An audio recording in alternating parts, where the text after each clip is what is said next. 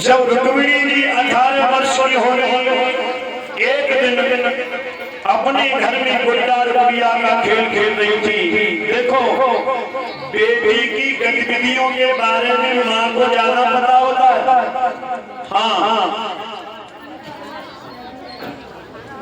रुक्मिणी जी की माता जी का नाम क्या है? शुद्धमती। जिस घर में मैया की मती शुद्ध होगी, उस घर में रुक्मिणी जैसी बेटी का जन्म होगा। माता की मति शुद्ध नहीं है, ये गलती माँ बाप की है। जो माँ बाप ने अपने बच्चों में संस्कार नहीं दिए, विचार नहीं दिए, आहार नहीं दिया, विहार नहीं दिया, सत्संग नहीं दिया, एक modern education gift half money only nothing else my dear.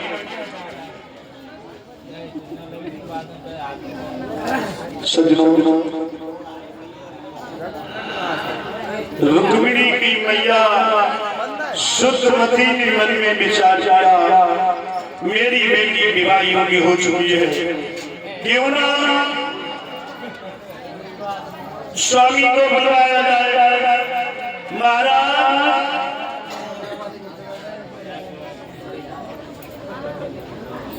Bhishma को बुलवाया। भीष्म ने कहा, प्रिय इतनी जल्दी क्यों बुलवाया, क्या जरूरी काम पड़ गया? कहा, स्वामी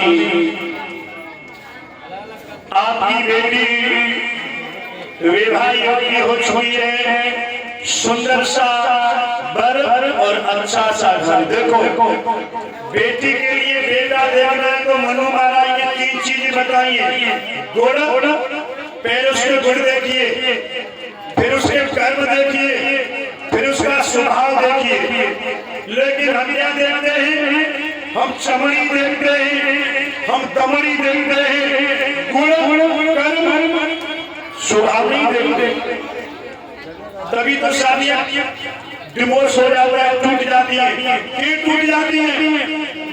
ये देखा ही नहीं कि बच्चे की